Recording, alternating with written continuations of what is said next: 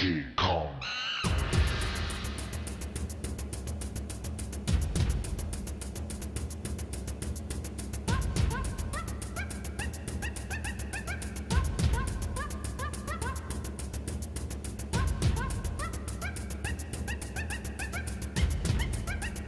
Donkey Kong.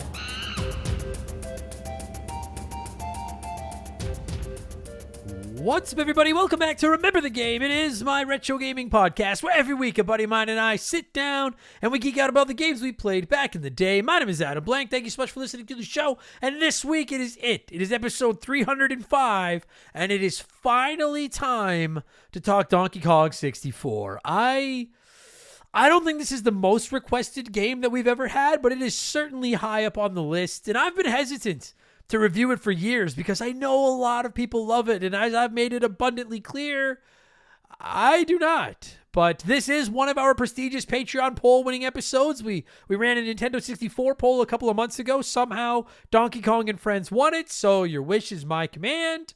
Here's your episode of Donkey Kong 64. Here's your fries, eat them. And just remember, as you're typing those angry emails, you asked for this.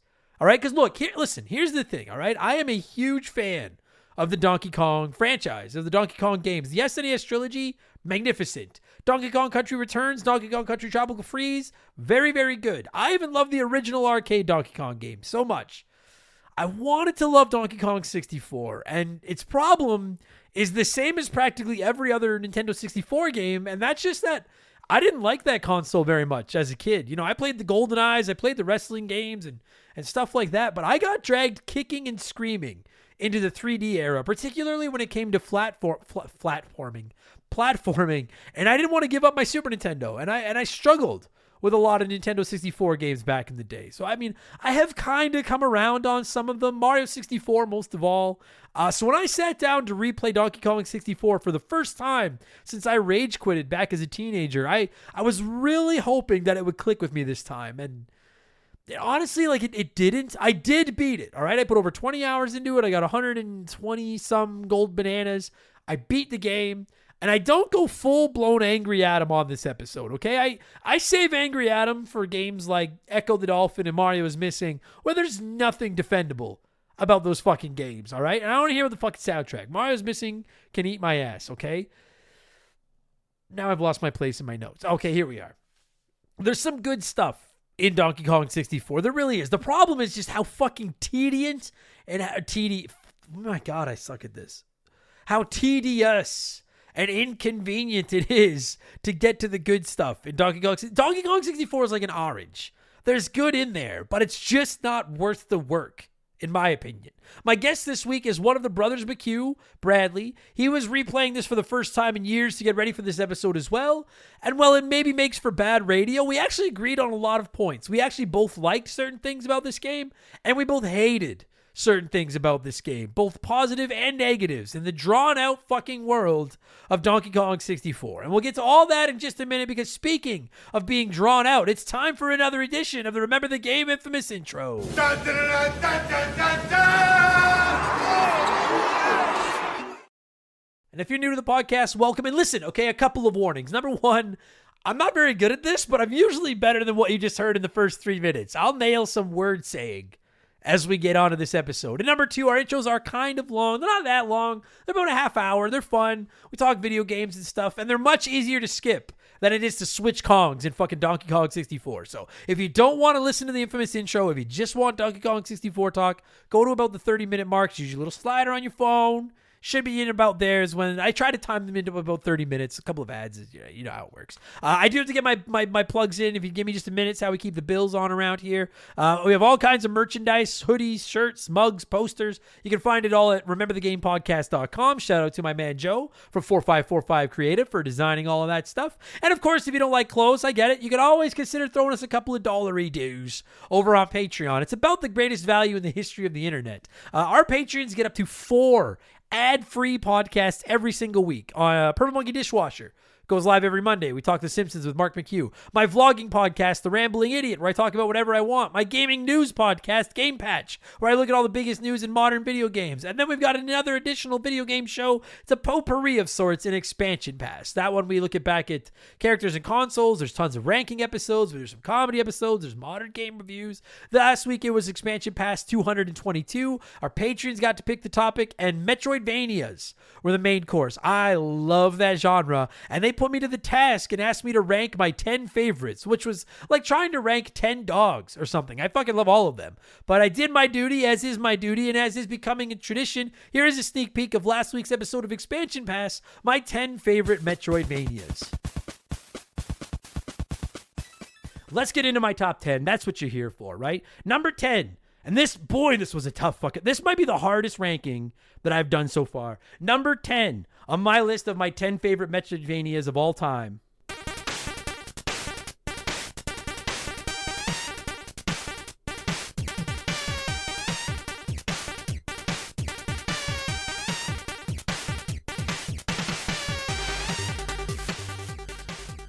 The Messenger. And this is what I said off the top. Anyone that listens to this show with any regularity knows how much I adore The Messenger. And if it's coming in at number 10, then that shows you what a deep fucking list this is. And at first, I was like, I don't remember Metroid. I mean, it's been a few years since I've played The Messenger, but I was like, I don't remember it being that Metroidvania. But then I got remembering it. The first half of it really isn't. It's more of like a Ninja Gaiden hack and slash arcade platformer, and it's an 8-bit style. You control a ninja. It's awesome. But then the second half of the game, you go into I can't remember if you go into the future or the past, but it switches to a 16-bit art style, and it's basically 100% Metroidvania.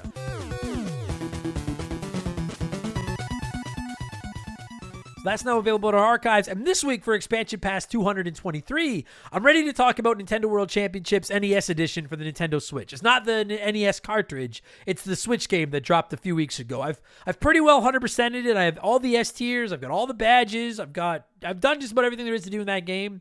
I'm ready to ramble and talk about it. So that'll be the review on Expansion Pass this week. Again, subscriptions on our Patreon start at just $3 a month. You get new ad-free shows every week, instant access to literally hundreds and hundreds of ad-free archive bonus podcasts ready to go as soon as you sign up. Plus, you can join the Remember the Game Discord, which is at 1,000+ members. You get a chance to vote in our Patreon polls every month. One is running right now. You get the ability to submit comments to be read on all of our shows. You get DM with me, and you even get a shout-out and get to hear me mispronounce your name like I'm about to do to most of these people. A massive, huge, heartfelt thank you to our newest Patreons, Jason Moreau, Adam It's Your Turn, Falcon, and the fourth one is empty. And I don't know if it was meant to be blank, as in my last name, or if it was supposed to be no name because that's what it's showing up as, but I don't know if that's what you entered or if you didn't put anything there. So I will just call you no name. And a huge thank you all so much, and welcome to Remember the Game Industries, patreon.com/rememberthegame. And to top off the cherry on the icing of the cake on the Sunday,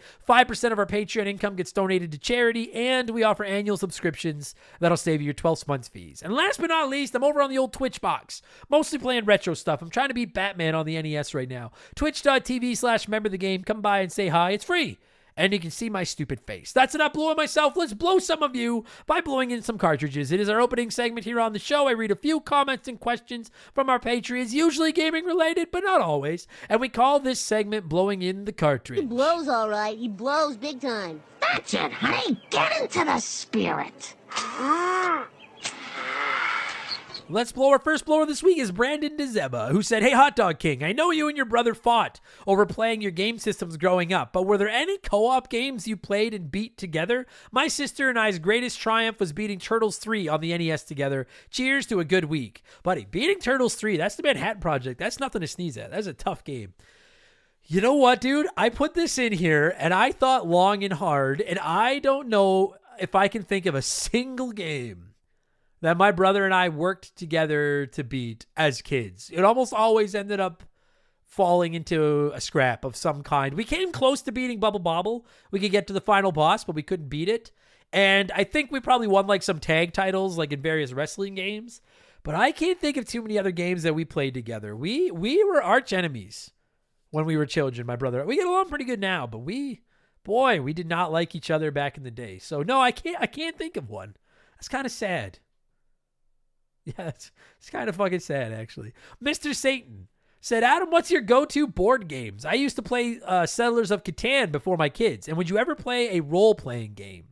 I actually love fucking Settlers of Catan, but we just never seem to be able to get our crew of people that used to play board games together anymore. People have kids. People are busy. They get jobs. They're fucking adults now and everything. My go-to board game is still Monopoly. I love Monopoly, but I can't get a crew together to play it very often. And Shaylee straight up refuses to play Monopoly with me because I'm not a poor loser. If I lose, I lose. But I am a vicious fucking winner. I am the Mr. Burns of Monopoly. I will take candy from a baby, steal oil from schools, and block out the sun. I was trying to think of something else bad Mr. Burns has done. So Monopoly is probably my favorite. And as far as when I ever play a role-playing game, I don't know, like, do you mean like Dungeons and Dragons? I've always been kind of intrigued by Dungeons and Dragons, but I've never played it. I don't know if I've ever played I played Hero Quest. Is that a role? That would probably be the closest I've come to a role-playing game would be Hero Quest. Yeah. Yeah, or Monopoly, because I turn into Mr. Burns, but probably Hero Quest. Kareem the Dream said, Hi, Adam. You mentioned in your previous episode of Expansion Pass that you thoroughly enjoyed Metroid Prime and intend on doing a review for the sequel in the future. True, and I do. Just curious, do you plan on catching up with the series before Metroid Prime 4 comes out? This way we can get a review when it drops. I don't, you know what? I would love to. Somebody asked me that the other day too. Am I going to do Metroid Prime 3? I can promise you, if you're listening to this, you can hold me. You can take my balls to the fire in the courts if you want to. I will play and review Metroid Prime 2 at some point here on the show because I love Metroid Prime. And I would really like to play Metroid Prime 3, but the problem is right now I need a Wii or a Wii U to do it, and I'm not buying... I wish I hadn't sold my Wii U, and I'm not buying a fucking Wii. I'm sorry. I hate that thing. I don't want a Wii. So I guess maybe small, minute, maybe chance someday I do Metroid Prime 3, but I'm still hoping for a port of it. I'm telling you right now, if it gets ported to the Switch or whatever the Super Switch is, yes, I'll review Metroid Prime 3. If I have to buy a Wii to play it, the Magic 8 Ball says Outlook not so good. But Metroid Prime 2, 100%. And yes, you will get a Metroid Prime 4 review on Expansion Pass. I promise it. I guarantee it. Mark's Work Warehouse. Or no, Men's Warehouse? Whatever that, I don't remember what that fucking slogan is from.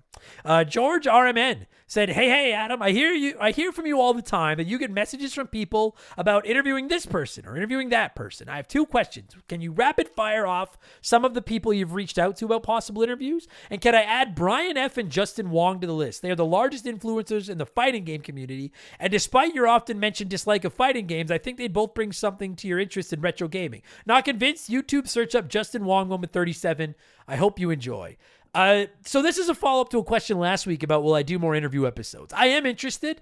The main hiccup to doing an interview is that it needs to be somebody that and I don't know if all interviewers are like this, but it needs to be somebody that I have like a personal investment in interviewing.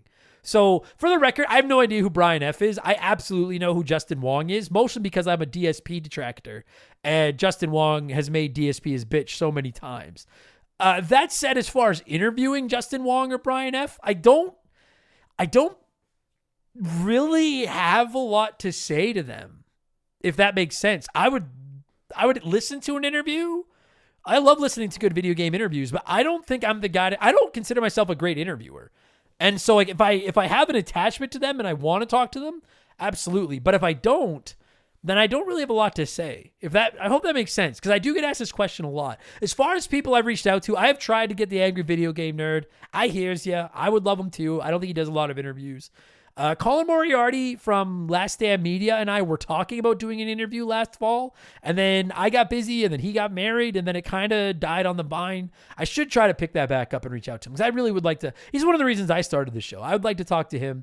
Despite not enjoying Kind of Funny and their product very much, I actually still like Greg Miller. So I would like to have a chat with him. And I've reached out to Kevin Bayless, I think is his name. Fitting for this episode. The dude that created Diddy Kong. And I'd love to talk to him. And he had expressed some interest, and then I just never heard back from him. So that's just how it goes sometimes. I get it. I actually get quite a few requests for interviews now. And I can't, accommodate all of them to be on other people's shows and stuff, because I've obviously got a lot going on. I get it. Everyone's busy. So, but as far as me interviewing other people, I'm always open, but it's got to be somebody that I personally have like I need to have something to say to them. Do you know what I mean? Like, I need to have an interest in what they're doing. You know, like to have me interview a scientician would be fucking terrible because I fucking hate scienticians. Well, I just hate science. So anyway, there you go. Diddly Schlong said, have you tried using a different style of Nintendo 64 controller? Apparently they have different styles that don't have the triple dildo ends, and I know how those cramp your hands. I cannot handle 3 dildos. I've never used one. People have sent me links. There's an awesome looking 64 controller. It looks kind of, if I remember correctly, it looks kind of like a Dreamcast controller. And yeah, you can get a really dope 64 controller these days.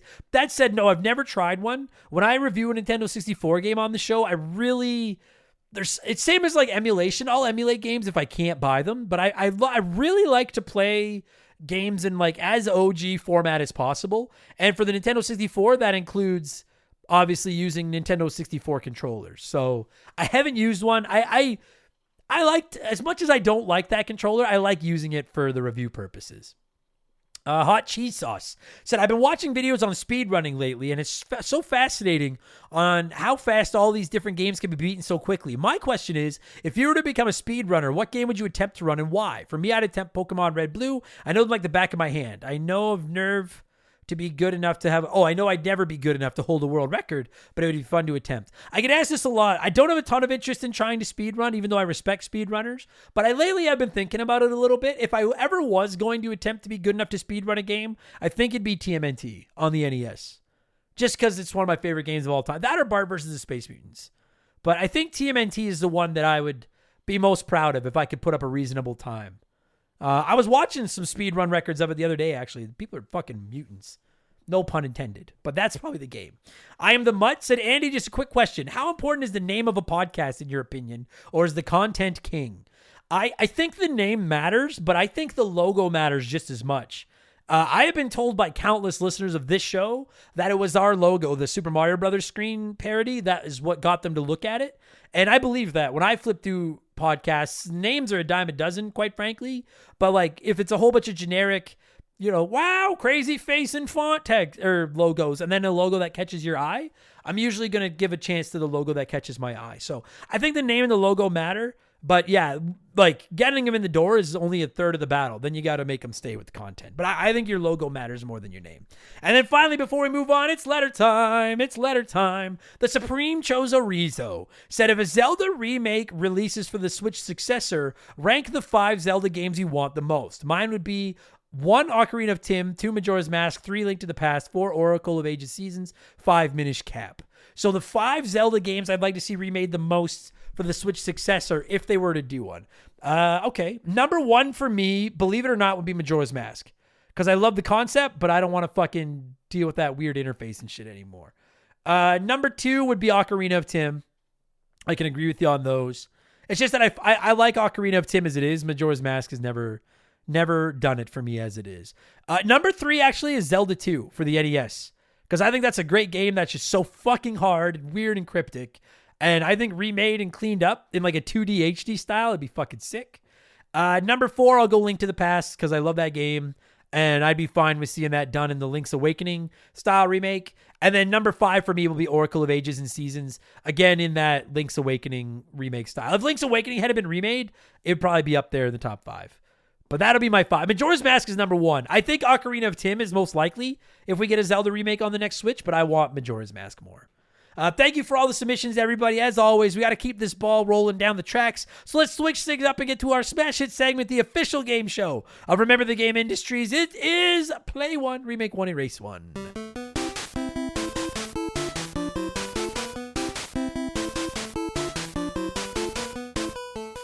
And a huge thank you to Class and Concentration from the NES for unknowingly providing us with the theme music for the show. The rules are simple. Every week I give our Patreons 3 retro video games. They can play one as it was released, remake one as a modern game, and the third is erased from time forever. And as always, there are no wrong answers, but there is a right one. We'll get there in a second. And this week, since we're talking Donkey Kong 64, I went with 3 more N64 games developed by Rare. You've got Perfect Dark, Banjo-Kazooie, and Conker's Bad Fur Day. And 37% of you said play Banjo, remake Conker, and erase Perfect Dark.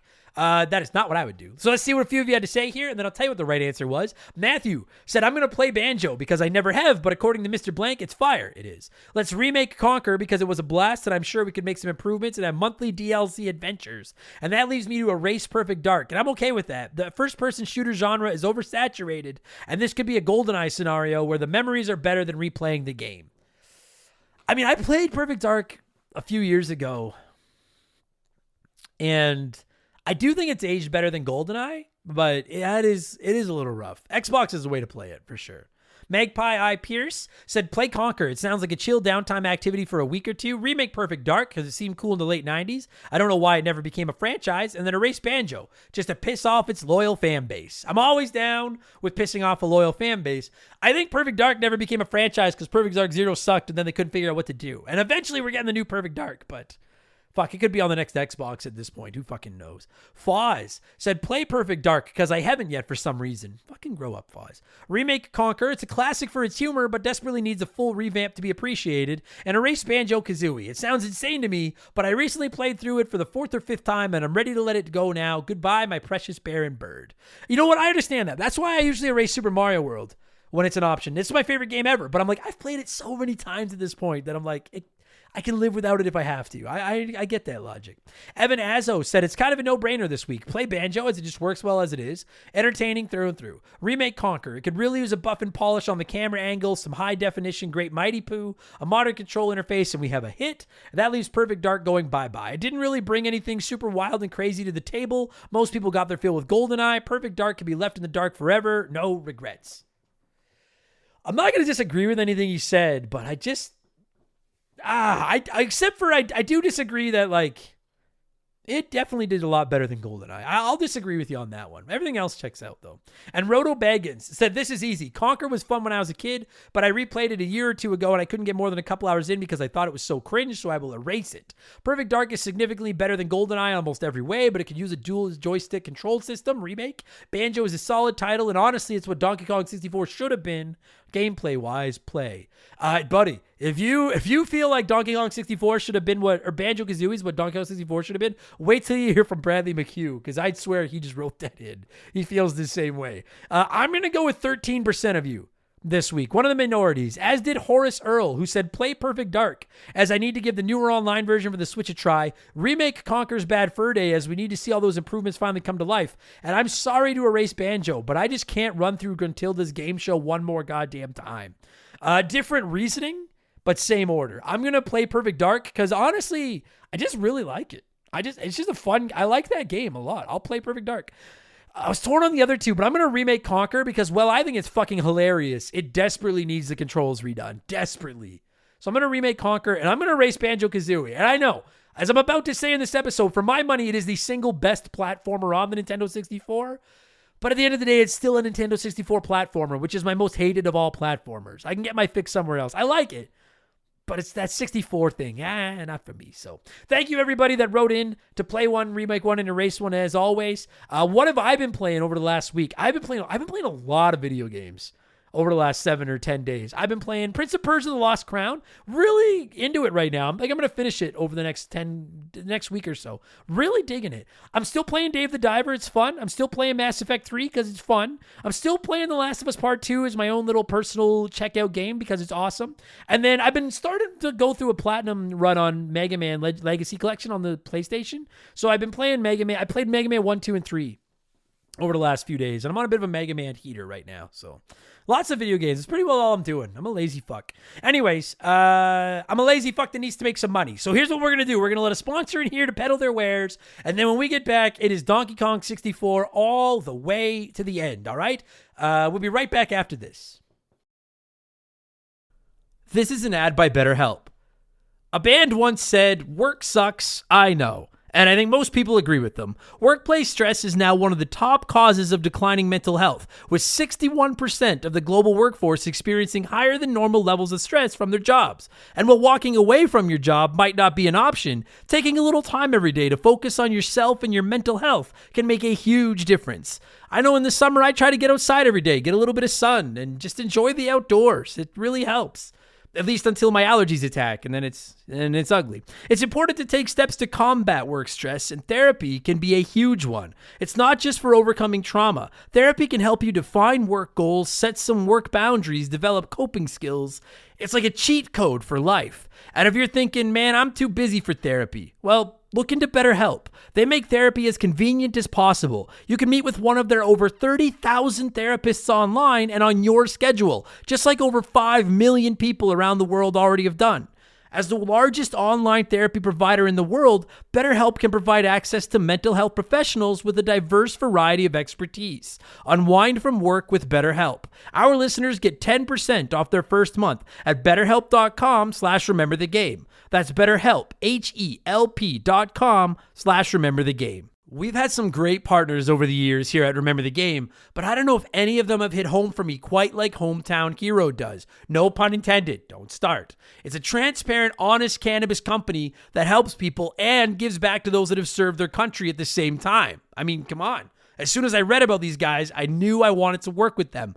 Hometown Hero is a cannabis company out of Austin, Texas, and they were founded back in 2015 by a U.S. veteran. They have two goals: create premium hemp products that can help everyone, and to support veterans by donating a portion of those profits to organizations set up to take care of those who have served. Hometown Hero products are of the highest quality, and everything they offer is made right there in the U.S. of A. Gummies, caramels, chocolates, drink mix. There's something for everyone.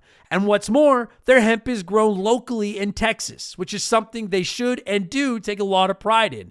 And they offer certificates of analysis for everything they sell because they want to be clear that their products are as advertised, both in terms of potency and ingredients. No contaminants, you get what you pay for. Just how they conduct business is enough to get my good eyes' attention, but when you circle back to the fact that the company was founded by a veteran and they put such heavy emphasis on supporting veterans, this isn't just lip service. I'm not reading a script I was given here. I'm proud to have Hometown Hero associated with Remember the Game. Reclaim your evening. Visit hometownhero.com and use code RTG to take 20% off your first purchase. That's hometownhero.com, code RTG for 20% off your first purchase.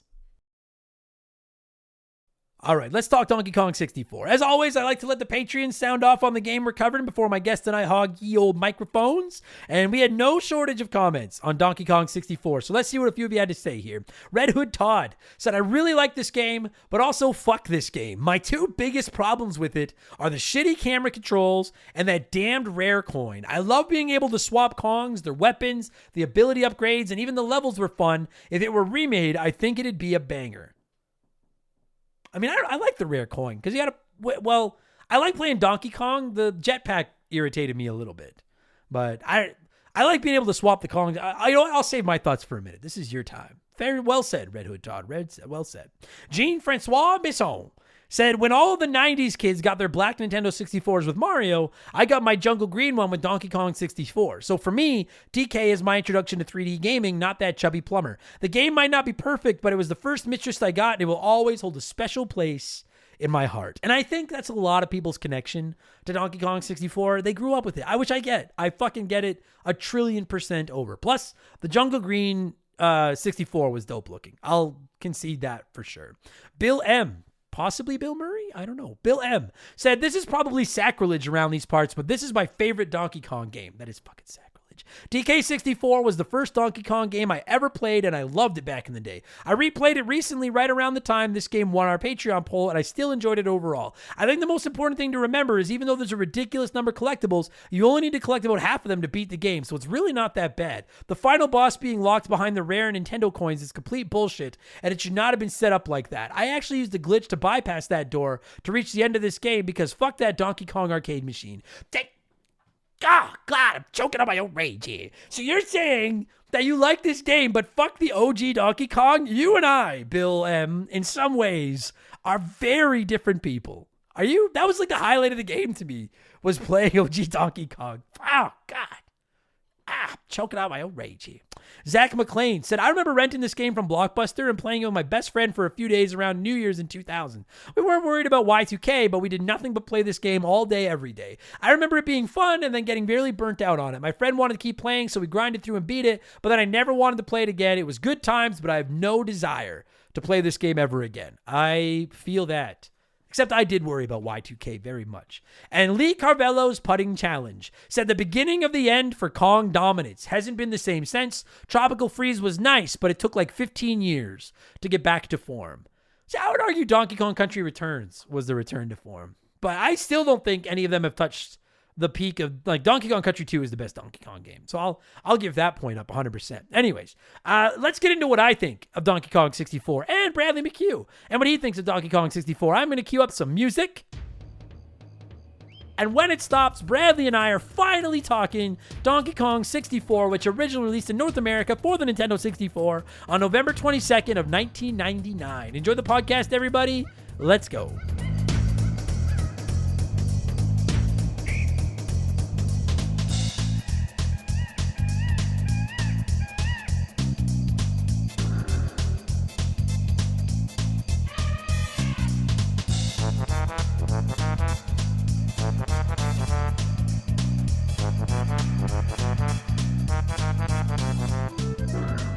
All right, it took a while. I'll admit that it took a while. I will own that. As I explained during the infamous intro, I can't read a text message. That's totally my fault. This should have been last week's episode, but instead it's this week's episode. We're finally talking Donkey Kong 64. And to talk Donkey Kong 64 is the ditty to my Donkey Kong, because I'll be damned if I'm going to call you one of these other three dipshit fucking monkeys. It has my buddy Bradley McCue. Bradley, first off, how are you, my friend? I'm doing great. But if I'm Diddy Kong, you're Donkey Kong. Lanky Kong is Mark. Yes. Totally. Yeah. Absolutely. Yeah. Okay. This has been. I'm not gonna say this is the most requested game in the history of the show because it's not. I don't know what. I was trying to think of this earlier, and I was like, maybe Final Fantasy Tactics might have been either that or Metal Gear Solid 3 were probably the two that I've had the most requests for. But Donkey Kong 64 is up there, and I've been hesitant to cover this one because we owned this one as children, and as a lad, I didn't care for it. Now, the thing is, I got dragged into the Nintendo 64 generation kicking and screaming. I didn't like Mario 64 at first. I wasn't a huge fan of the Zelda games. Mario Kart and the wrestling games and GoldenEye were really the only things that clicked with me on the 64. I've since come around, and they're winning me over. I like Mario 64 now. I like Ocarina of Time. Majora's Mask, I'm not going to go down that rabbit hole, but Donkey Kong 64, I finally went back to it over the last month to play it for the show, thinking maybe it's like an acquired taste, and I like it now. Yeah, no, I still don't think I like it. I don't hate it quite as much as I did as a kid, but I still put it miles underneath Mario 64, Banjo-Kazooie, like the other big collectathons on the 64. Now, you played this for the first time the last few weeks. Am I right? I've never gotten as far as I got here before. Okay. I played this as a kid and like found myself really quickly and finding myself not interested. I would play it for like probably like halfway through the first level and be like, I don't know that this is as fun as like Banjo-Kazooie. I'm going to reference Banjo-Kazooie a lot of times today, probably. Oh, you have to. It's the same developer on the same console from the same generation, and it's very similar games. Run around and collect everything. What we were promised was a marriage of Banjo-Kazooie gameplay and Donkey Kong Country storytelling, and I don't know if that's quite what we got here. Yeah. So if by some chance you listen to this, if you've never played it, this was the first Donkey Kong game after the I don't even know if phenomenal is a strong enough word. The superb Donkey Kong Country trilogy on the Super Nintendo. 3 of the best platformers ever made. Agreed. Brilliant. I mean, Donkey Kong Country 3 is good, but it's good. It's very good. Donkey Kong Country 3 is very good. Donkey Kong Country and Donkey Kong Country 2 are bona fide masterpieces. All three. Agreed. All 3 of them are great. And so when I knew a Donkey Kong 64 was coming out, I gotta say, man, I was pretty stoked because I was like, I love the Donkey Kong Country games. Give me more of that. And at this point, we had played Mario 64, kind of had the lay of the land of how, because I didn't play Banjo-Kazooie growing up, but I'd played Mario 64. I knew how a 3D collectathon on the 64 was going to work. And that's what I was expecting. And then we got this game, and I guess right out of the gate, like my biggest problem with this game, it's not that it's a collectathon, because I don't mind collectathons. It's that it's like the most tedious, inconvenient collectathon I've ever fucking played. I agree. I agree. If there's like when you find the bananas, you have to pick them up as a specific character. And if you find a banana that's purple and you're not as who is purple? I think is it Tiny I Kong. think that's You're not Tiny. playing as Tiny Kong. You have to go back to one of those barrels where you swap out your characters, swap out the. This is like the worst system for a 3D platformer I could possibly imagine. I agree. And the thing about it is that like, and we're obviously going to get into detail on how all this works and everything, but like at its core, if it had just been Donkey Kong and Diddy Kong, and you can swap from one or the other in a barrel, and one jumps higher and one's stronger, and maybe there's 300 bananas to collect and all the coins and stuff in each level, but you could collect them as Donkey or Diddy, and it didn't matter which one you were playing as and stuff. I genuinely think I would have quite enjoyed this game. Like if it had just been those two, it's part of it is that I think Tiny Kong, we'll break the Kongs down later. I think Tiny Kong is okay. I think the other two suck. But it's not so much that like the Kongs suck. It's like you said. So you're going through a level and it's like, well, here's 10 yellow bananas. Donkey Kong picks up yellow bananas. So you're playing as Donkey Kong. You grab those 10. Over there's 5 red bananas. Those are Diddy Kong bananas. But to collect them, you need to hike somewhere, find a Donkey Kong barrel, hop in it, switch to Diddy Kong. Remember where those 5 bananas were, come back down and go pick them up. And once you've unlocked all 5 Kongs, now you have 5 different colors of bananas, 5 different colors of blueprints, 5 different colors of coins, and you have to play as the Kong associated with that color to be able to pick anything up. And it gets even worse. This is where the game really grinds my gears. It gets even worse when you come across like a door, and let's say the door is locked, and you need the coconut gun. And you have to shoot the switch with the coconut gun, which I don't even remember who has that. I think Donkey Kong does.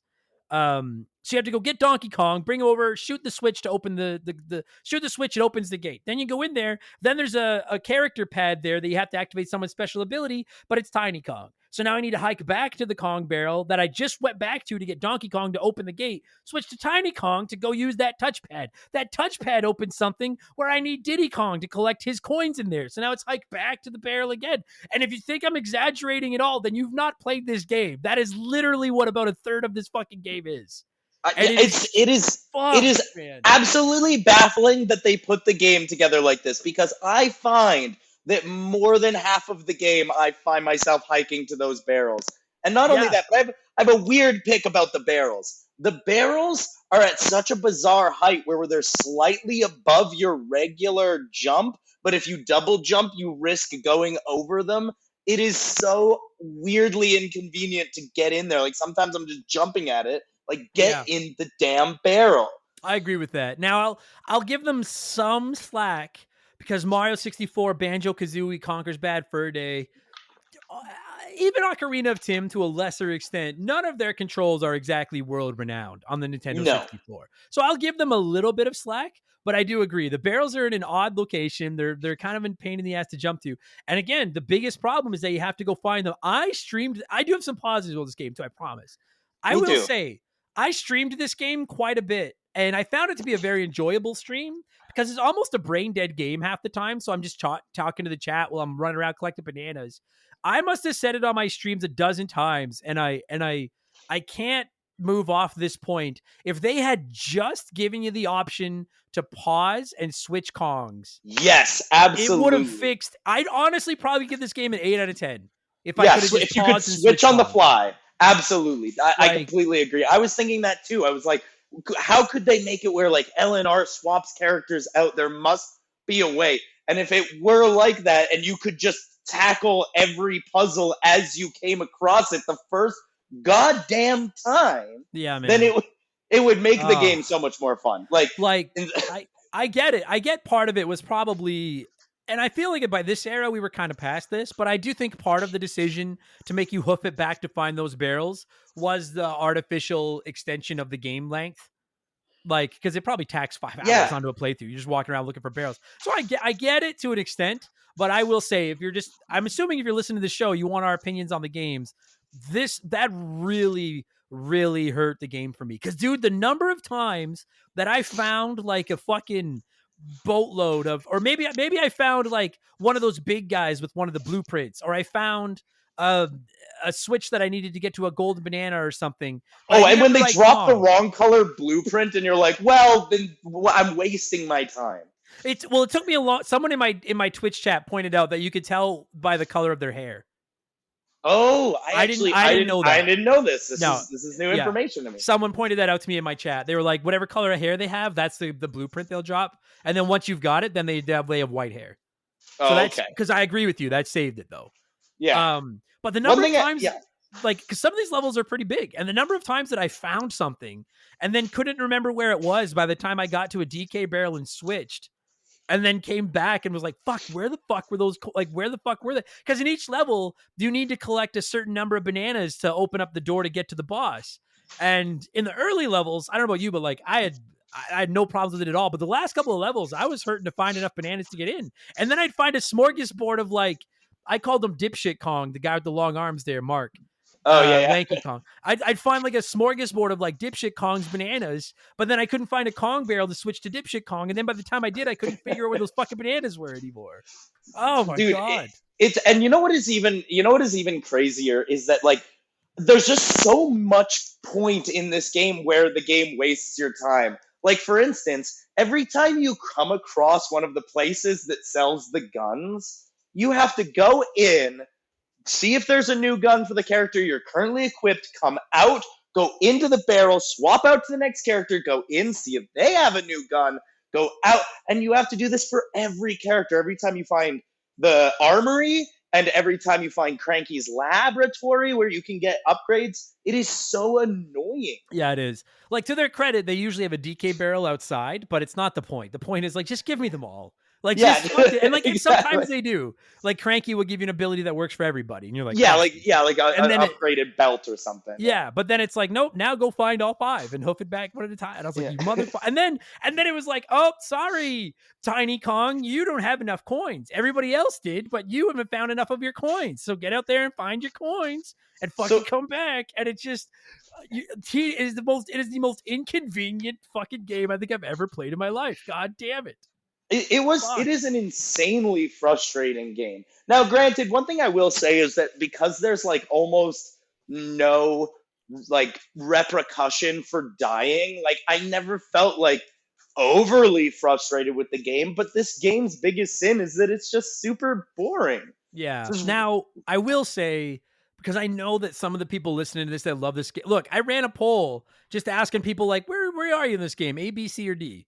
And as of right now, just looking at it on Twitter, 6% gave it an A, 35 gave it a B, 18 gave it a C, 41 gave it a D. So it seems to be split between B and D. Some people like it, some people hate it. I think a lot of the people that like it probably played it as kids and grew up with it. And I will say, listen, I'm not saying this game is as bad as Bart vs. the Space Mutants. It's not. It's a much better game than Bart vs. the Space Mutants. I just always reference Bart vs. the Space Mutants as an example of a game where I look past all its faults because I grew up with it and I love it. So that's what I'm comparing it to. If I had this game when I was like 5 or 6 years old, I probably would have played the fucking bejesus out of this game.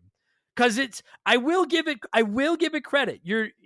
It may be tedious to find stuff to do, but you're never at a loss for find something to do because there is so many bananas and coins and instrument panels and fucking power pedals and banana bird fairy things flying around. Yeah, a million things to collect. There's always something to do. And that's where, if we're going to shift over to a little bit of a positive, I will say this made a great fucking streaming game.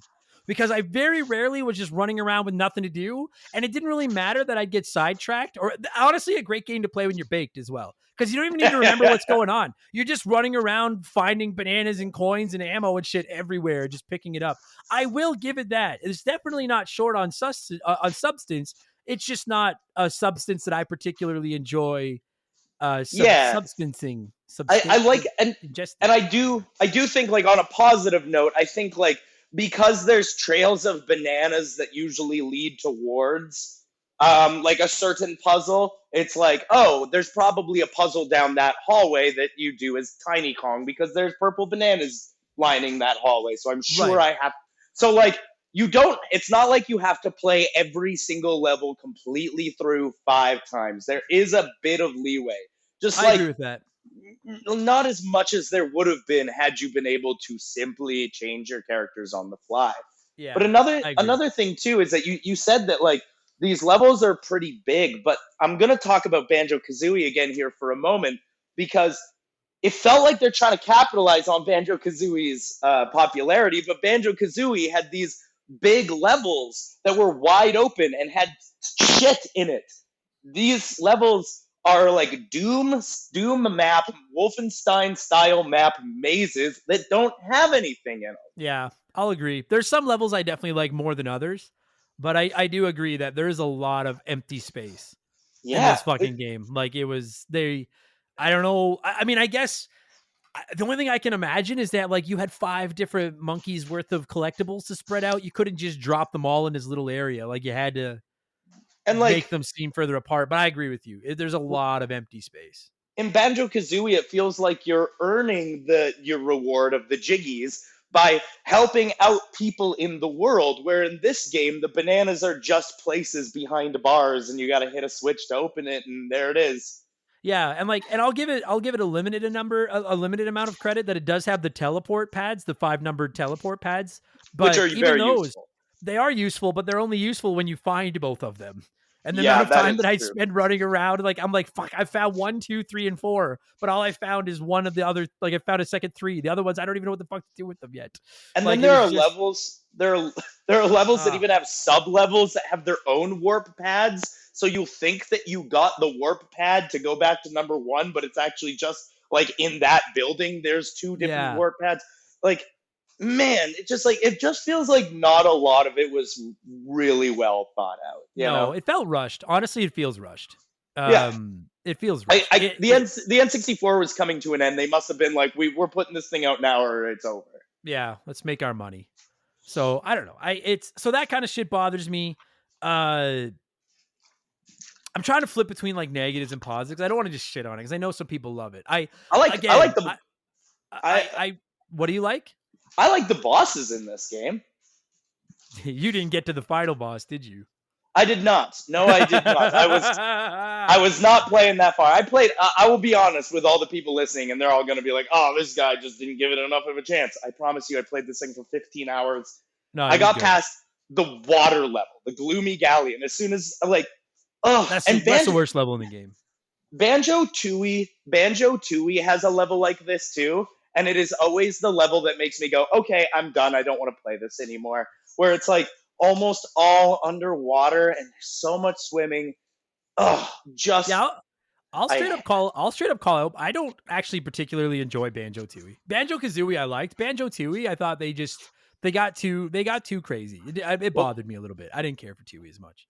Well, back as talking again about Banjo-Tooie, there's another thing that this game does that I hate so much, and that is when I'm playing a 3D platformer, like Banjo-Kazooie or Mario 64, the golden crowns of the genre, I don't want to have to go to a level, earn X amount of the rewards, leave, go get something else, and then come back to that level because I've now unlocked a new move that can... I want to be able to get all the things in the levels in order so that I'm not just like jumping around like an idiot. I agree, dude. I had that written down. One of the things that drives me crazy is in games where I do want to try to collect everything, I'm very much the type of person that like, oh, I see that gold banana up there behind the cage. And I'm like, there's a part of my brain that's like, hey, Adam, you probably don't have the ability you need to get that yet. But there's a bigger part of my brain that's like, I think I do. And I'll waste an hour and then finally, because like, that's one of the things that bothers me about this game is you start out with just Donkey Kong. And then for each of the first 4 levels, actually the first 3 levels, because I think you get Tiny and Lanky in the same level, but you acquire additional Kongs. You get Diddy, and we'll break the Kongs down later, but you get the other 4 members of your team, so you have all 5 Kongs. But like when you're playing through the first world, like the first couple of levels, you don't have Steroid Kong yet or Dipshit Kong yet. And so you can't collect all their stuff. So you play the level and do as much as you can in it. Then you keep going on to the game. You unlock the rest of the Kongs. And then it basically expects you to go back to World 1 and play it again with the other Kongs. And again, I get what they were trying to do. I feel like it extends the length.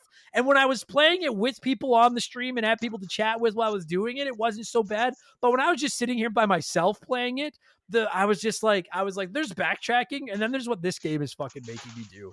Like, my God. If you're going to insist on making us flip between all 5 of these fucking Kongs, then A, give them to us out of the gate because they're not hard to find. You just No. have to find them and then go back. And then, like you said, B, like if I need Steroid Kong is the last one you get, and if I need his gun to open a cage in level 1, then how about let's just not put that in level 1? How about just from the time I get him forward? And Then I need his gun. that's what I think Banjo Kazooie understood, and then Rareware was like, we've got a perfect algorithm here. Let's just scribble all over it and fuck with it a whole bunch and do it just like way bad now. Oh, it was frustrating, man. The fucking backtracking. Fuck. Yeah. Me. It's like they're trying to set up Metroidvania sensibilities, but the game's not a Metroidvania. No. And it's just, yeah, I agree. I found that shit very, very, very frustrating. On the note of the first level, I will say, for the most part, I'm not a graphics guy. I don't really care. And like, is there a person out there listening to this that plays Nintendo 64 games for the graphics? For the graphics, Like, is there one out there? I don't know. I will say, I'm not going to sit here and say it's the best looking game on the 64, but I definitely, granted, it took advantage of the expansion pack, but it was, I can picture that first like jungle level like in my head right now. Some of the levels, I hate like the desert level. The swimming level was an abomination, but some of the levels were actually really good looking and really fun. Like they're bright and colorful. And I really like the first one. Of the ones I played, I think the next one that I was going to play is like the fungus place, and I actually wish that I had played that because that sounds like it was probably cool. Yeah. Some of them are really, I'll give them that. Some of them are nice to look at, and for both better and worse, I think they did a pretty decent job of like switching some of the levels up. Like you go to the jungle, you go to the desert, there's a swimming level. It's got the classic factory level, which is both awesome and a complete and utter pain in the ass at the same time. And we'll talk about that. Because that one's completely vertical. And like, it's just a lot of stairs, dude. That level where you need to climb that fucking tower of factory or whatever the fuck it is. And then and I know there's a warp pad halfway up of it, and then a DK barrel there. And once you get to there, it's not quite so bad. But when I first started playing that level and I realized, do I have to climb this thing 5 times with 5 different, because this might be the end of this fucking playthrough. And then to their credit, at least they thought, let's put a teleport pad halfway up with the DK barrel. But I was ready to put my hand through a wall when I thought I was going to climb that thing 5 times. Did you get to the cave level? I actually thought, even more than the swimming level, I thought the ice cave was the worst level in the game. I did not get to the cave level. Okay. I did not get that. That level can eat my sweaty ass. That fucking ice, that fucking level, buddy. It's just, it all looks the same. You're lost all the time. And then there's a couple of portions where you need to use Diddy's jetpack and land on these like, there'll be like one of those teleport barrels on the top of a cliff, but that's the whole size of the cliff is just the teleport barrel. And Diddy's flying in this game is probably the single hardest thing to control. Oh, and yeah. Then I hate it. I hated it. Me too. And then to try to land, and to be fair, that was actually what ruined Mario 64 for me as a child, was the flying. I hated it. Fucking hated it. Yeah, it doesn't control good in that game either. No, and trying to land Diddy on this fucking teleport pad. And then if I missed it, I couldn't even remember where the fuck the jetpack and the teleport pad was to try again. And I hated that fucking level so much. Also, I'll ask you this. Sure. This happened to me twice while I was playing. I missed levels. Just all together. I don't think I missed any. As I played Jungle Japes. Then I played the desert one. Oh yeah, the desert. The desert was where I quit as a kid. I hated the desert level. The you know what? Like, I would say the first level I found okay, even slightly frustrating because there was shit I couldn't do that I wanted to.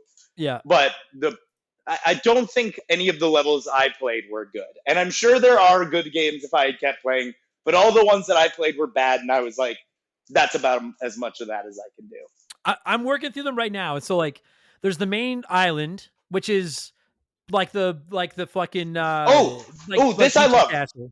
This I loved. I actually loved this home world. I thought this was a really good hub. This I really like. I did too, except for the fact that I missed 2 fucking levels. Because it doesn't tell you where the next level is. And so when you're playing it, when you go into a level, you collect 100 bananas for each of the 5 Kongs, and you don't need to collect all 100, but if you get at least 75, then you get a coin that you can give to Cranky Kong for stuff. And to fight the boss of each level, there's these like 2 pigs on like a seesaw scale, or it's like a pig and a rhino or something, I don't remember. And they'll start like, say in the first level, they're like, you need to feed us 100 bananas, and then like by the end of the game you need to feed them like 450 bananas or some shit, and then they'll eat enough to raise the seesaw up so that the pig can get up and unlock the door to fight the boss. And so you need to collect these, but then in addition to that, you're also collecting golden bananas, and there's 5 of those in each level for each Kong, and they usually come from solving puzzles or whatever the fuck. And then you take those 5, or you take your gold bananas and you go to each new level, and there's an angry sign in front of each world with a counter on them, and you need to trade them X number of gold bananas to get them to get out of the way so you can go into the level. And twice, because I was trying to do not a completionist run, but I was getting as many as I could possibly find before I moved on. Twice, I actually went 1 level ahead of where I was supposed to go, and I had enough gold bananas to get in because I'd been trying to do everything, but I had no idea that I had missed a level altogether. Twice. And that was a little bit like, what the fuck? Like, what? Like, I get that. Because I agree with you. I like the hub world too. But I was like, for the love of God, just give me a hint at where you want me to go. I don't know. I also found that like, there's 8 levels in total. I played 4 of them. And the 4th one I went into, the most recent one I went into, it was 30 golden bananas, but there's 200 total in the game. So like, are they pretty well worthless currency, these golden bananas?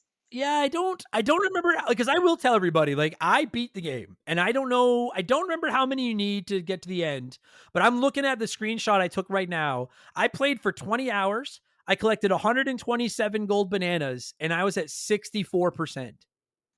Wow. So I'm assuming it's probably about 200. Yeah, I think yeah.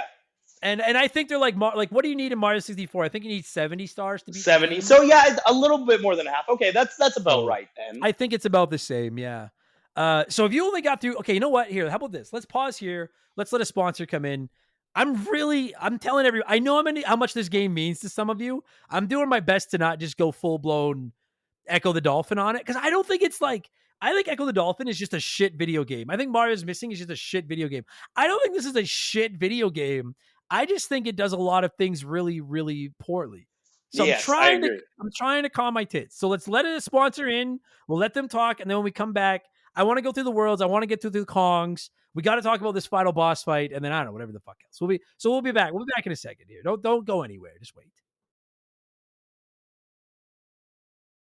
Okay, so you said you got to world 4, so that means Jungle Japes is the first world. Good, that's a good level. I like that jungle. Yeah, it's okay. I think that there's not enough stuff in it. It feels kind of empty, but it's, as far as the levels I played, this one is the best one. Yeah, it's nice and bright and green, and I like that.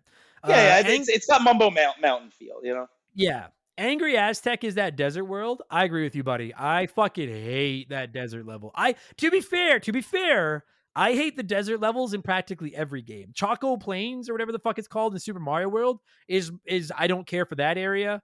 I don't like World 2 in Super Mario Brothers 3. I don't like desert levels. But even by desert level standards, I think the desert level in this is among the worst. Well, and especially because, God, and I'm going to do this shit again, but like, Banjo-Kazooie has a perfect desert level, 3D desert level. Like, how do you do it so well here and so poorly over here? It's the same thing. I mean, like, part of my problem with them is they're ugly. Like, they're just not nice to, like, they're just brown and gold and boring. And then you get into this world and there's quicksand everywhere, but the quicksand, you don't sink in it. It just hurts you when you touch it. So it's like, oh, okay, whatever. And then there's vines everywhere to help you jump over the desert. But it's like, you're going to hit the vine about 70% of the time. And the rest you'll just barely miss and fall in the fucking quicksand again.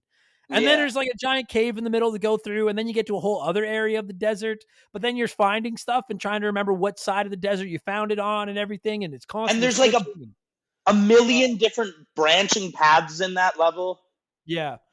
And this is where they have like different buildings that have different warp pads in it. This is the level that has that in it, which I hate so much. Yeah, I don't care for the desert level.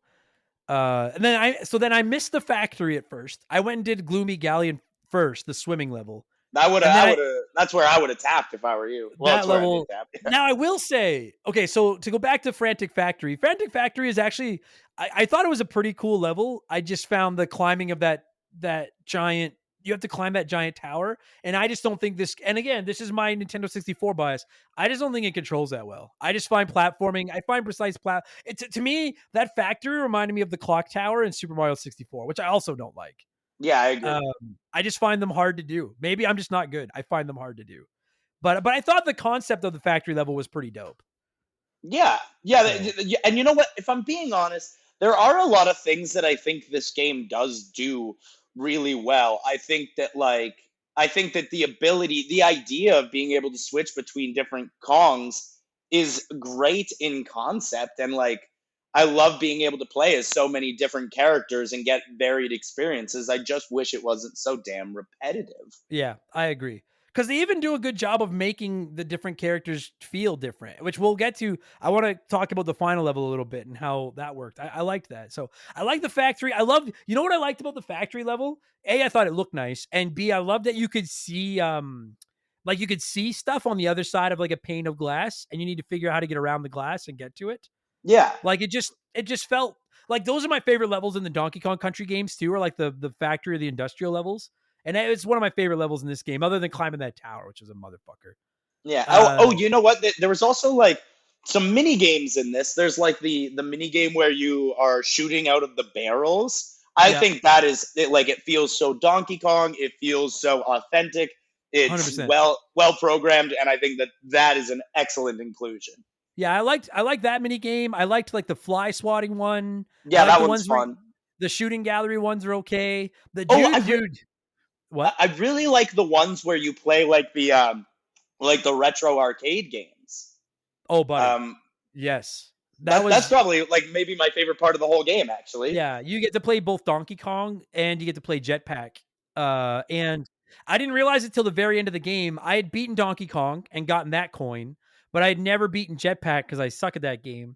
And then I got to the very end of level 8 and realized you actually do need to beat both of those games to get the 2 coins to fight the final boss.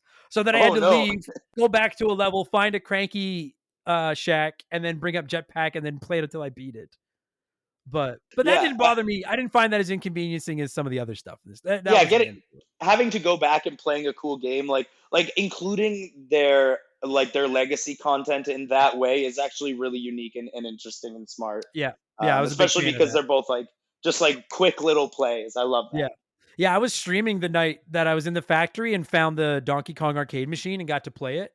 And I even a lot of people in the chat were like, "That was pretty dope." And I was like, "That just bought it a point on my scoring scale because that was awesome. I love Donkey Kong, so it's a tight maneuver." Yeah, big fan. I actually played it at an arcade cabinet in Vegas last week. So nice. Donkey Kong is all time. The Gloomy Galleon is the fucking swimming one in the pirate ships. I will, to a very, very limited extent, say that I actually like the swimming controls in this game more than Mario 64, Banjo-Kazooie, or Conker. I would say that they're not the worst I've ever played. I still hate swimming in platformers, but the fact that you don't have an air meter salvages it for me. Agreed. Like that makes, cause like, dude, except for in the mini games, did you do any of the ones where you're in the barrel and you need to collect all the coins swimming and you're on a time limit? And for the fucking life of me, I could not collect all these goddamn coins. I hated that one. I went full blown rage on stream at that one time. If I could fuck, that made me mad. Yeah. But by and large, while I don't love the swimming controls, I don't think they're as frustrating as most other 64 games. Yeah, okay. I mean, we talked briefly about it, but the boss, I think, in the first two is just the same boss twice. I don't even remember what the first one is, and then I think the second one was like a dragon. But the third boss, the first one's that angry armadillo, I think. Oh yeah, but they're essentially the same thing. They just shoot something at you, you dodge, you hit them with a grenade. But the third boss, the Jack in the Box, I loved this one. I thought this one was really, really fun. And really, really different and unique, the way you had to like jump from pillar to pillar. Yeah, I thought it was pretty cool too. And then, agree like, with as that. much as I hate Lanky Kong, I also really liked the one where you were fighting the piranha in the boat. That one pissed me off. Yeah. I struggled with that one. Where you're driving Lanky Kong around in that little speedboat and that giant piranha's spitting shit at you and you got to drive to all the targets. I struggled with that one. I Yeah, love that one. I got pretty angry at that one. But that was just my suckiness at games. So then you didn't play. So you didn't play the other four. So then there was Fungi Forest, which actually probably for my money, probably the second best level in the game after the first jungle because it goes back to the jungle setting.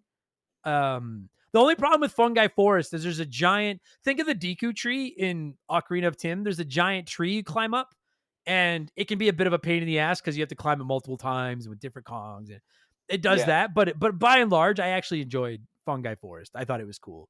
But then it was followed by Crystal Caves, which is the worst. That's the one I was bitching. Is the worst level in the fucking game.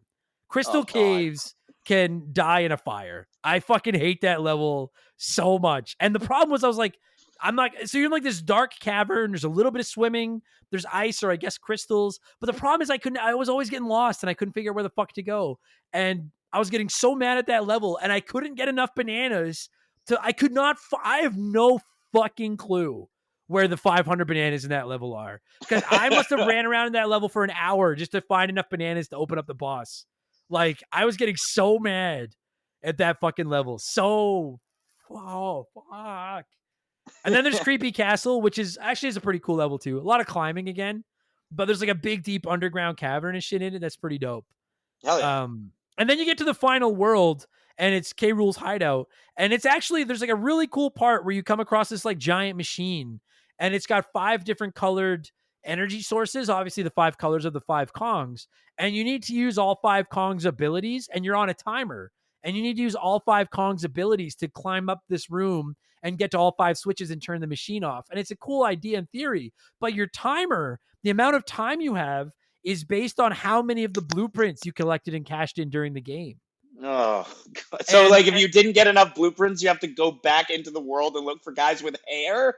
I think so. I don't know what happens. Like I was fortunate. I had, I think 40 minutes and I beat it with about 7 or 8 minutes left. So I don't know what happens if you fail, but I will say that I thought it was because the whole time the blueprints just seem like they're an optional thing if you want to collect them. Yeah. And then to find out that like, oh no, if you decided to skip all of those, go fuck yourself. You have no time on this final level. I don't know how much time you have if you don't get any, but I thought it was a cool concept, but I didn't like the basing your time on the especially because, buddy, oh my God, at the fucking beginning of this fucking machine, there's a Diddy Kong barrel. And so you're thinking like, okay, well, I got to switch to Diddy Kong and jump in the Diddy Kong barrel. Then you fly up to the top and then it turns out like, oh no, there's a switch down there on the other side of the machine. So go back down, switch to Donkey, go over, pull the switch, go back over, get in the barrel, switch to Diddy, get in the flying thing and then go. And then I fly up and then it turns out, oh no, you have to start at the bottom once you flip the switch and go. So the Diddy Kong barrel is there and you see it. And so you keep thinking you need to use it, but you don't actually need it until you've done all 4 other Kong's switches and their levers. But it's right there making you think you need it. And so I'm like, I must have burned 7 or 8 minutes of my time just flying around like an asshole thinking I needed to be in this thing. And I was like, if I was playing it and I was like, if I run out of time after 40 minutes, if I run out of time and this resets, I'm not finishing this game. And that is it. That is it. It was a cool concept, but why put that Diddy Kong barrel there? Like, that is such a fuck you. Fuck you, Rare. Fuck you, you fucking cheeky bastards. You weren't there. I was hoping you had made it so that we could bitch about it together, but you're better off. Like, it's a cool concept, but that level is a mindfuck. This game feels like a slight against Donkey Kong and Rareware fans together. It does. Yeah, it does. So then when you beat that level, then you have to have the 2 coins from beating DK and Jetpack, and then you finally get to fight K. Rool. And before we get into that, we should go through the 5 Kongs because they all play a role. So like obviously Donkey Kong is the man, and I like Donkey Kong. I think he controls good. Like he controls the best of any of them, I would say. I agree. As someone that much prefers to play as Diddy Kong in Donkey Kong Country over Donkey Kong he's the all around in this game. Like he's not even the muscle. There's a muscle guy. He's just kind of the Leonardo, like the Mario, the every guy in this game. But I agree. Overall, I found him to be the most satisfying to play as. Agree. And then of course Diddy Kong's there. Diddy Kong has to be there. And you know what? I think Diddy Kong controls just fine as well. It's when we get to the other three that I start having questions. First things first, we have Tiny Kong, and just like I racked my head for hours trying to figure out why this wasn't just Dixie Kong. That is, I'll never move off that point. Because I think she's Dixie Kong's little sister, but why? Fair enough. But agreed. I'm like Dixie Kong. Listen. Anyone that's been listening to the show for any length of time knows like hashtag Dixie for Smash. Like I am a ride or die Dixie Kong fan. She is the MVP of the Donkey Kong Country trilogy. She should be in Smash Brothers. It's a complete and utter blasphemy that she's not. And I was like, in what I ranted about Donkey Kong Country 3 and why they replaced, like it should have been Dixie and Donkey, but they brought in shitty Kitty Kong, that big loser, instead. And so this time they did it 3 times over. And I was like, in what world does it make you want to play? And it's not even that Tiny Kong is bad. After Donkey and Diddy, she's easily the best of the 3 misfit Kongs. But why is it not Dixie? I couldn't agree with you more. It drives me up the fucking wall. I don't get it. Fucking pisses me off. It is so bizarre to me. Like they have this roster of characters, and look, I'm gonna say this again. We now have Lanky Kong and Chunky Kong, which I don't believe either of these characters were in Smash, or not Smash, the original DKC trilogy. No, correct? They're new. These are originals. Okay, so why not just make that like Kitty Kong and Funky Kong? Agreed. What's the point of using the Donkey Kong Country Agreed. Like the only thing property? The only thing I could think of is that they were like trying to create characters so that like they have like an army of characters for, I don't know, for the cartoon. But like, yeah, so like Lanky Kong he's a drunk. He's got the red nose. He wears coveralls and he's got stretchy arms, and his ability is that he's got alcohol head for sure. Yeah, he like fills with air and then he farts and sinks, and he like that's the worst. That's the worst of of all of the abilities in the game is when Lanky Kong just fills with air and just floats about. Agreed. The only credit I will give Lanky Kong is that like at least he like Donkey Kong is the everyman. Diddy Kong is like kind of fast and he's got his jetpack. Tiny Kong, once you get the Dixie Kong spinning hair float, she's pretty handy. Chunky Kong we'll get to in a second. I don't think he's necessary, but I guess he does something. But Lanky Kong, to his credit, there's not another Kong that has like stretchy arms and stuff. Like at least he's basically like the freak Kong. He's like the defect Kong. They just gave him all the abilities that they wanted to put in the game and didn't know who to give them to. They're just like, we are going to have a character that's going to make you want to play as every other character. But exactly. I only used them when I had to. He's and then Chunky Kong is like this. I called him Steroid Kong. And he's massive, and he's pretty handy. He can like punch down grates, and he can lift rocks and stuff. But A, you're right, it could have been Kitty Kong. And B, I still don't understand why that couldn't have just been Donkey Kong, except they wanted 5 Kongs. I also find that he's like he's too heavy to play as like consistently. So I find myself always want to switching away from that character as well. Yeah, I agree. I use Donkey Diddy as much as possible, and then I use Tiny Kong. Once I unlocked the ability to do the spinning, like with Dixie's got her ponytail and Tiny's got her pigtails, but like that floating thing, then I actually used her quite a bit. I only used Chunky and Lanky when I absolutely had to. They're both they're both just kind of useless characters. They're the spares, dude. And then like, look, it's great that Candy Kong, I gotta say, for a game with a fucking E for everyone rating, Candy Kong walks the line a little bit here. He's got that Jessica Rabbit energy. Yes, Candy Kong is a little bit promiscuous in this fucking game. So I'll give her that. Funky Kong went from a airplane flyer in the first game to a mechanic in the third game to now apparently a army surplus guy. He sells weapons. Guns, yeah. I think Funky needs to lay off the pipe. Yeah. because he can't he's got an identity crisis. I don't think he knows what he wants to be. I think he knows exactly what he wants to be. He wants to be a weapons dealer, my man. Yeah, you're right. That is what he does. He's literally an arms dealer. I gotta say, I still think Cranky Kong is at his best in this game. While it's annoying sometimes to have to deal with his stuff, His stuff's so useful. Yeah. It is useful. He always gives you, that's how you get new abilities, is you find Cranky Kong's laboratory and he gives you potions that you drink to give yourself new abilities. The way he's always yelling at you and stuff has always been one of my favorite things about these games.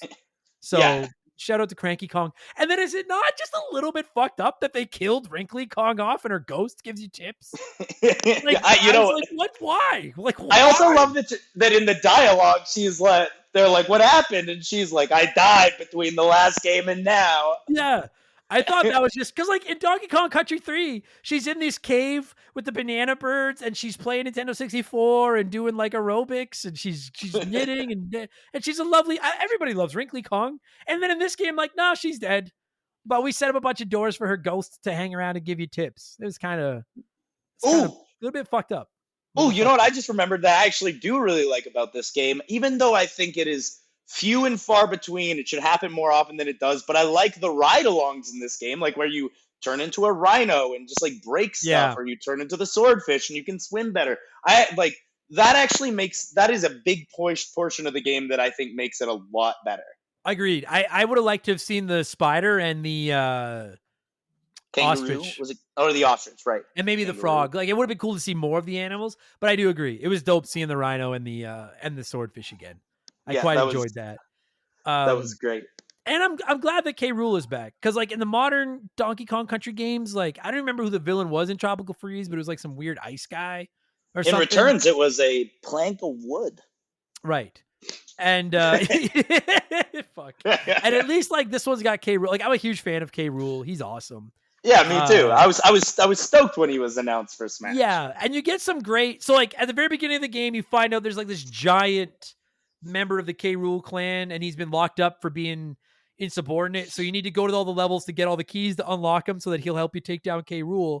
And then I love that between worlds, you get these little vignettes where K. Rool is like watching his Kremlings like act out traps, and some of them are getting hurt, and he's like yelling at them and stuff. Like, K. Rool is a very, very entertaining villain. I'm a big fan of that guy. And I like that they kind of like insert the cutscenes. That felt very Banjo-Kazooie-esque, the same way that they have like Gruntilda just kind of omnipresent. I felt that way about K. Rool here. Yeah, every time one of those popped up, it made me happy. I wasn't sure what the boss fight against K. Rool was going to be like, and I will say, even the most staunch defenders of this game, I have very few people were like, you're going to love the boss fight. And now that I've played it, I will say, not to flex, but I beat it on the second try.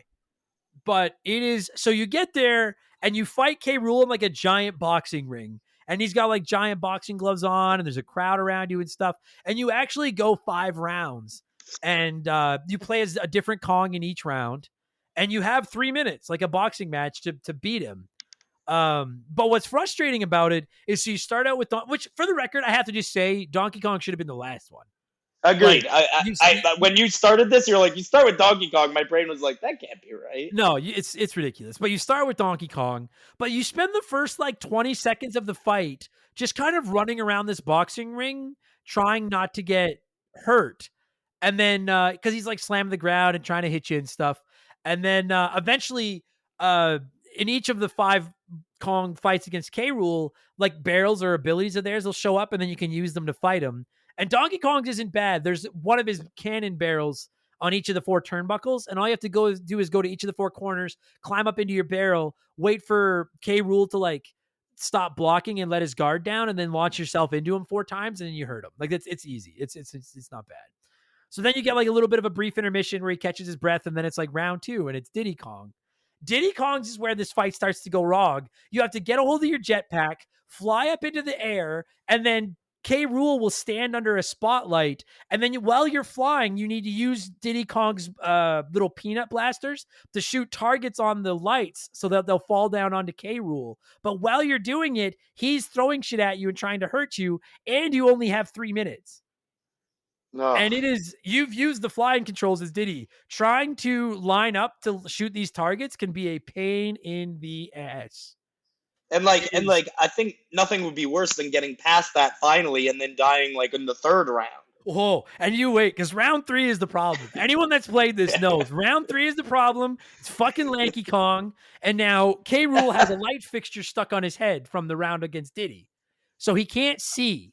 So what you need to do is these switches show up outside of the ring that you can reach with Lanky Kong's arms. So you have to run to the edges of the ring, punch the switch, which will raise a barrel. Inside the barrel is a giant banana peel. So then you throw the barrel and then hope that it cracks somewhere where it leaves a giant banana peel. Well, K. Rool will trip over it while he's running around blind. Then in each of the 4 corners of the ring, there's one of his stupid trombone music switches. So what you need to do is throw the barrel, see where the banana lands, then try to get the banana between you and K. Rool while you're in the corner on the trombone space. Use the trombone, which will then tip K. Rool off to where you are. He'll charge at you, and if he slips on the banana peel, he hurts himself. And you need to do it in all 4 corners in 3 minutes. And every time you need to go get a new barrel, place the banana, and hope that he hits it. And that was where I died. And I was like, this fight sucks. That is outrageous. I dare even the staunchest DK64 defender to come at me and tell me that Lanky Kong fight is good. It is terrible. It is just terrible. Fortunately, once you're through there, then you fight him as Tiny Kong. And at this point, he's got the light off his head, but he's got a hole in his shoe. So Tiny goes into the barrel, gets Tiny, goes into his shoe, and then all you have to do is hurt all of his toenails. And it's actually fine. It's like a little mini game. It's actually pretty cool. That one sounds good. Gross, but it's good. And then Chunky Kong is the final fight. And Chunky Kong's fight actually isn't bad either. Because did you get to the point where Chunky Kong got the ability to go invisible?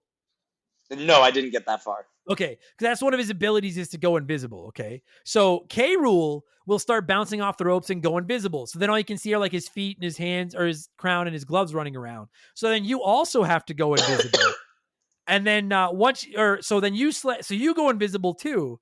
And then you run around the ring. You have to slam on I'm trying to remember what you have to do. You have to like hit Chunky Kong's face like 4 times. Then Chunky Kong turns into like King Kong, because like that's one of his abilities is he gets huge. And then K. Rool will charge at you, and the camera goes right behind Chunky Kong, and K. Rool charges at you, and you have to hit punch at just the right moment to just punch him in the face. And after you do it a couple of times, you knock him out, and then that's the end, and you win. So like, wow. I mean, it sounds like the latter half of that fight is not incredibly unreasonable. No, it's a cool concept that you use the 5 Kongs and each has a round against him in the boxing ring. But it's a unique way to fight him. Yeah, it is. The problem is the Diddy Kong and the Lanky Kong portions are just so infuriating. And then putting you on the 3-minute timer is just drives me fucking crazy too. Even more insane. But then you beat it, and then that's really the game. That's it. Hey, can I ask you a question? Yes. Did you ever find, other than using the trombone in the final fight, did you ever find that those instruments ended up being useful for anything really?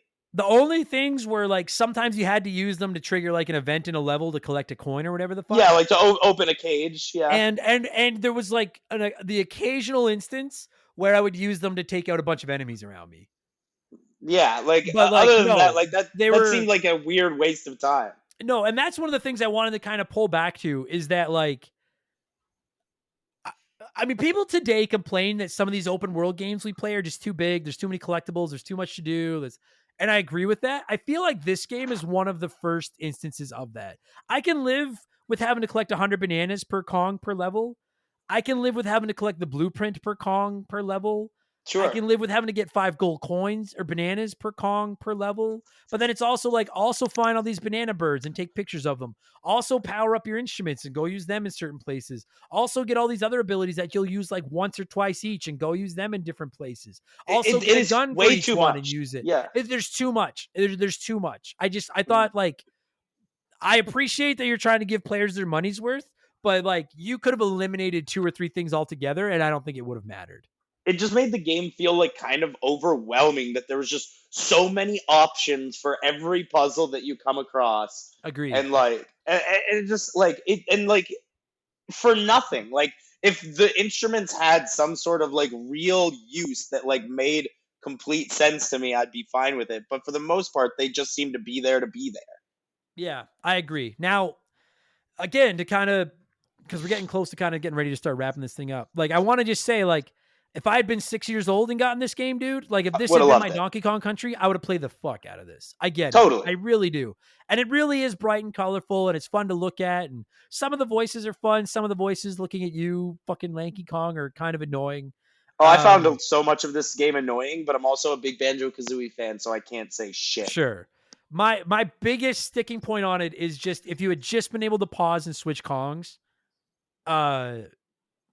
one of the truth, if you'd been able to just pause and switch Kongs, I would rank this ahead of Banjo-Tooie. I'd still put Banjo-Kazooie ahead of it, but I would put this ahead of Banjo-Tooie. But the constant going to find those barrels really hurt it. Oh, also I just have to say, did you get the gold coin where you have to race that fucking thing? I don't remember what it is, down the slide, and you also have to collect 50 coins while you're doing it. It is. No, I don't think so. Yeah. It was, I looked it up because I could not, I can't remember what you're racing. I don't remember what it is, a rat or something. I don't remember, but you have to race it down this. It's like the Mario slide. You have to race it down the slide, but not only do you have to beat it to the end, which is very difficult to do, you have to pick up like 30 or 50 collectible coins while you go down. And I must have lost on that thing like 30 times. And so I finally Googled it and I found like a whole discussion thread about how that might just be the hardest gold coin or banana in the game to get. And I did get it. But I was like, this is so infuriating. Fuck. I was just curious if you had done that one. Fuck me.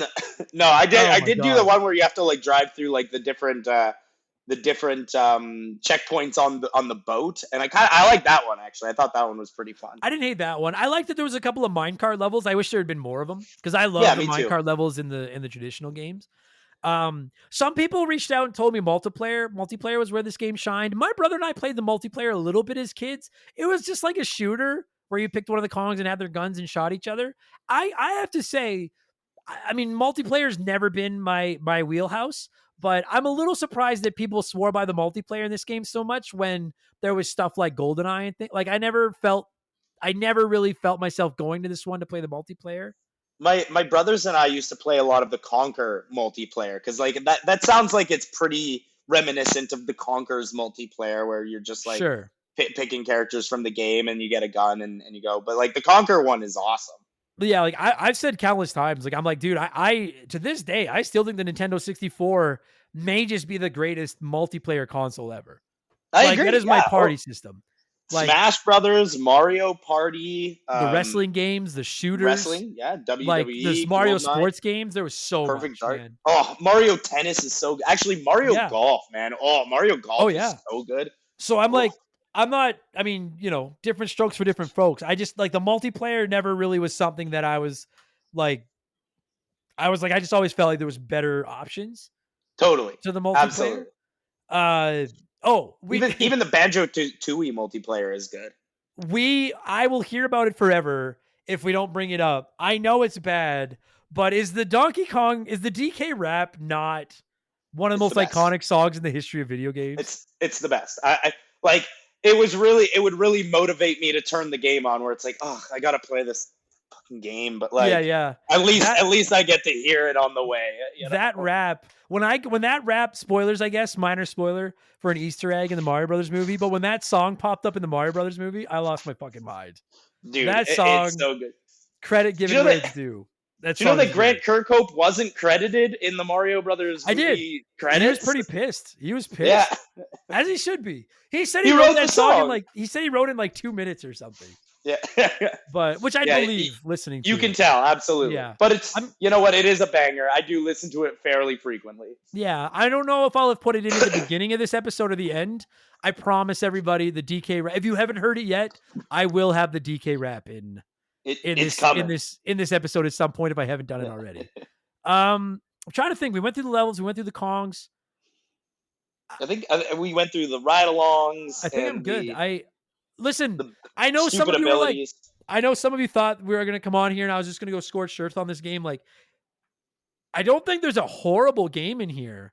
I think there's merit. Yeah. I think, you know what I think hurts Donkey Kong? I know we've brought up Banjo a lot, but I think part of what hurts Donkey, in my eyes, What hurts Donkey Kong 64 is knowing it's from the same studio that made Banjo. And I think it's just a worse version of Banjo. Exactly. And I think Banjo is better than Mario 64. Like, I think Banjo is the best platformer on the 64. Agreed. Wholeheartedly.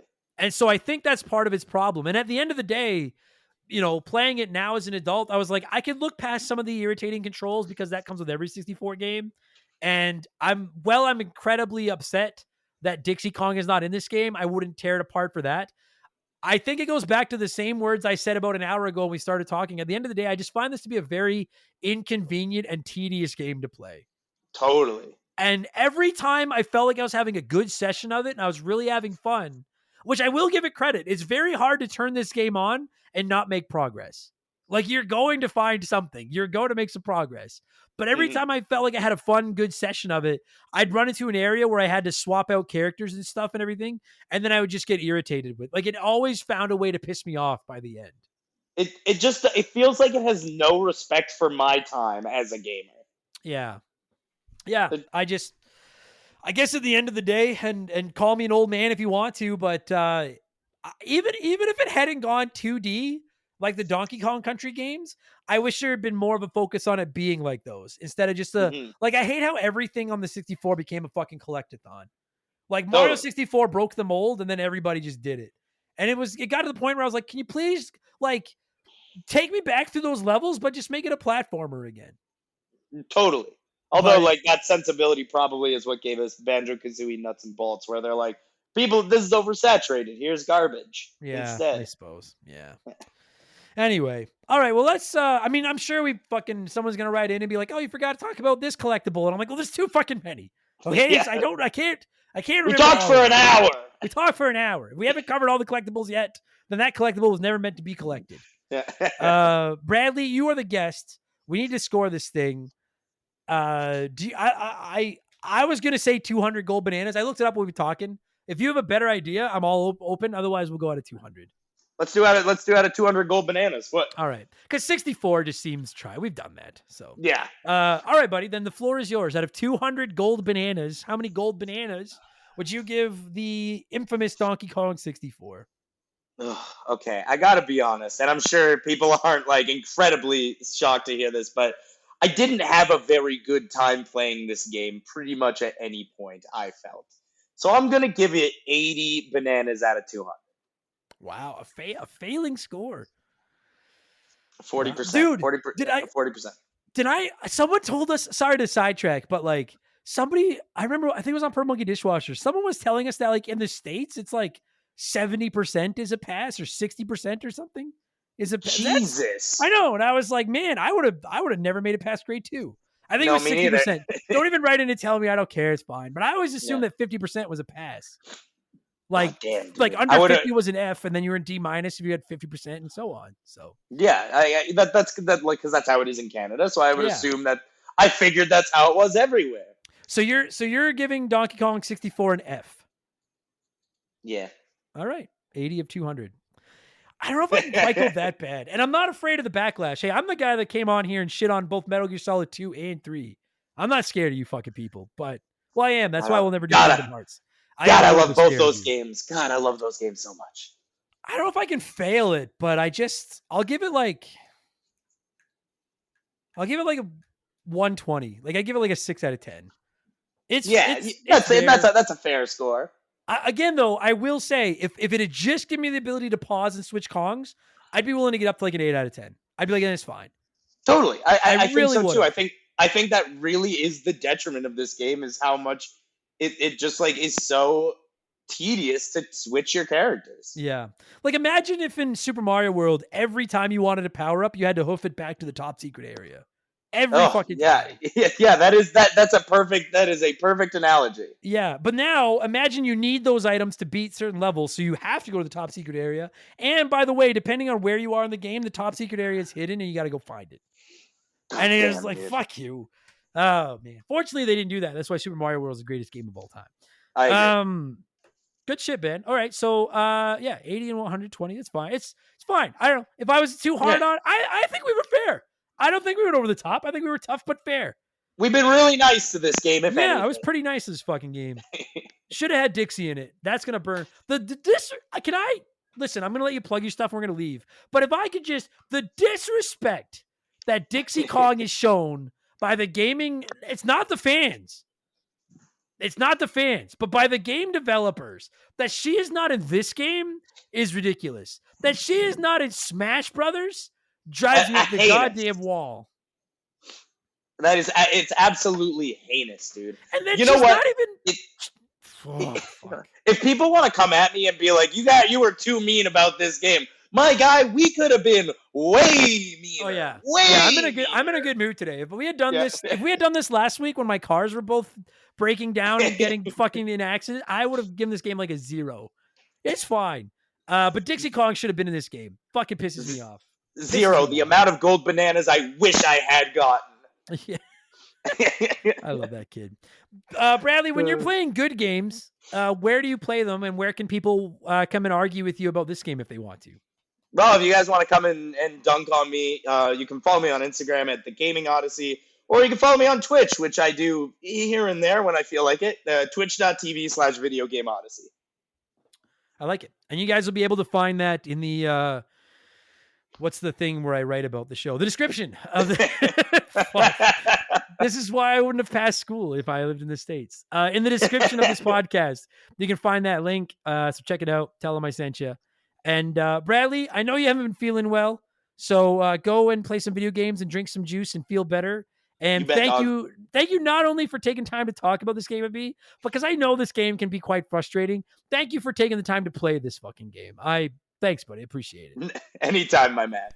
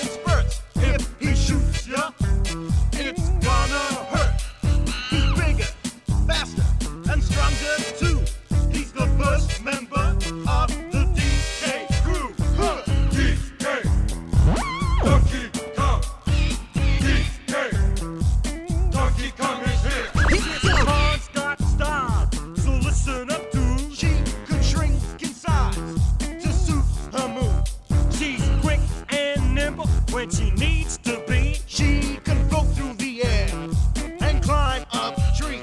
If you choose her, you'll not choose wrong. With a skip and a hop, she's one cool Kong. DK, Donkey Kong. He has no style, he has no grace. This Kong has a funny face. He can handstand when he needs to, and stretch his arms out just for you. Inflate himself just like a balloon. This crazy Kong just digs his tune. DK, Donkey Kong. DK, Donkey Kong is here. He's back again and about turn 2. And this time, he's in the mood. He can fly real high with his jetpack on, with his pistols out.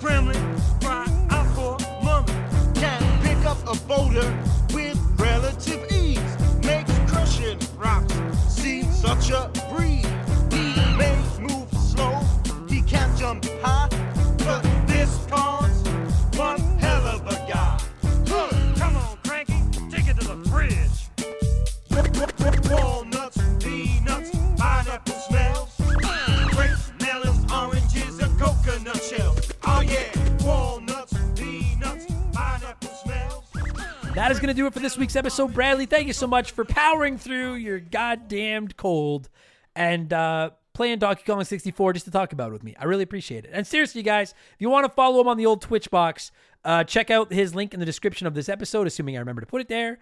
It is awesomely outrageous, as the kids say. And of course, to every single one of you, being the very hot dogs that make this show possible, thank you so fucking much. And I mean that for real. Listen, the last month has been pretty fucked up. I got rear-ended and one of my cars is fucked. Then our other car broke down in the mountains, so they're both in the fucking shop right now.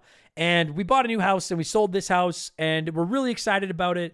And Molly's doing well and all her vet bills are paid and everything. And if I'm being honest, I'm not trying to make it sound like I'm rich, but because I'm fucking not rich, especially after all that. But a lot of that stuff wouldn't have been possible without Remember the Game. And you all make that happen. So for all the messages I get from people being like, man, I love the show. I really enjoy listening to the show. It is paid back to you in spades. You are all my heroes. Minus one of you fucking know who you are. So thank you so much for listening to this podcast. And listen, if you like it, just throw us a free follow or subscribe or whatever the fuck, wherever you get your podcasts. Leave us a nice review or a 5-star rating. We'd really appreciate them. And if you want to go above and beyond, I promise I'm not going to ask for your money for nothing.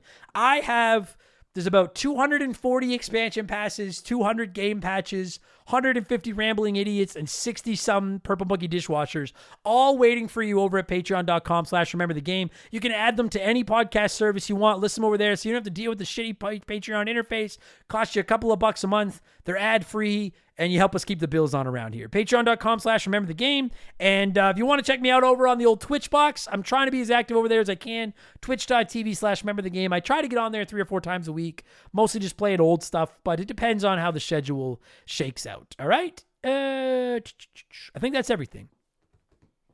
Molly, that's it? Yeah, I think that's it. So I'm going to thank some patrons, and I'm going to get out of here. Thanks so much for listening, everybody. For if you are a patron, we'll be back tomorrow with my Nintendo World Championships NES Edition review. And otherwise, come back next week in 7 days for Remember the Game number 306. I'm hoping it's NFL Blitz.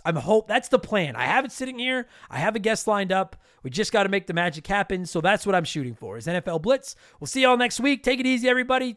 Goodbye. Cheers, so long. However I normally sign this off, because I don't remember.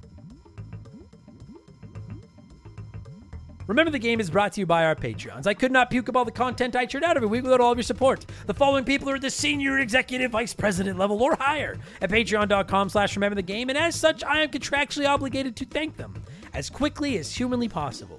So in alphabetical order, a huge thank you to Remember the Game Hall of Famer Slick Motherfucking Rick. And then there's just this blank name. I don't know how I'm supposed to say that, so I'm just going to say blank. Even though I know it's not alphabetical order, there's no name there, so it puts it in front of all the A's because it's just an empty square.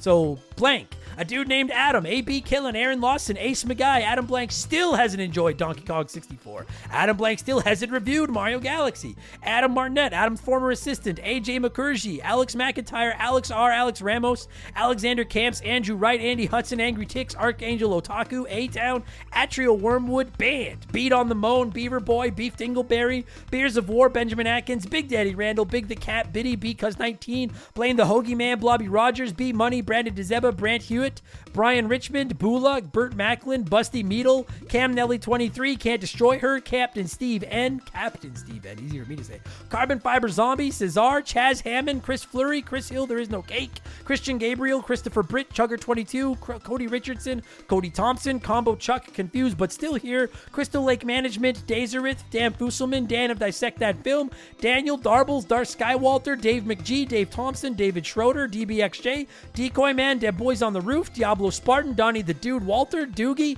Doug Dorn, Drugs of Bad MK, Earl, Elephant Calves, Elijah Burns, E-Man Trucker, Eric James, Eric Hopewell, Fallen Snow Kiku, Fantasy Final, Faded Sufferance, Frosty Bear, Frosty Fee 492, Fuzzy 99, General Fury, G9PSX, Gabe, Glue Scoppin, Graham Kennedy, Guy Who Does Things, Haggle Waffle, High Plains Drifter, Hitchy Poo, Holmes, I cancel my Netflix to afford this shout out, Itchy Nutsuru, Ida Yellow, Azaius, Jake Carter, Jameer Williams, James Clark, Jeff Bergeron, Jimothy, Jay Callahan, Jay Nasty 15, Joe Buck, Joe the Sandman, John M. Watkins, John Woodruff, Johnny from Virginia, John of the Adult Children Podcast, Jordan, Juris Dr. Mario, Just a Fish, Just Car Pranks, Justin Blair, Kevin Monroe, Kia Pup, Laces Out Dan, Leo, Leroy Westrich, Lil Bunny Fufu 89, Liquor Like Luigi, Lord Longrod von Hugendom II, Lord Palmerston, Lord Salazar, Lotus, Lucas Shaman, Madam Nutsitch, Makeshift Mellow Magic Money, Marcus Mendoza, Mark Sneed, Matt Babanu, Matt Zeus, Maverick Marty,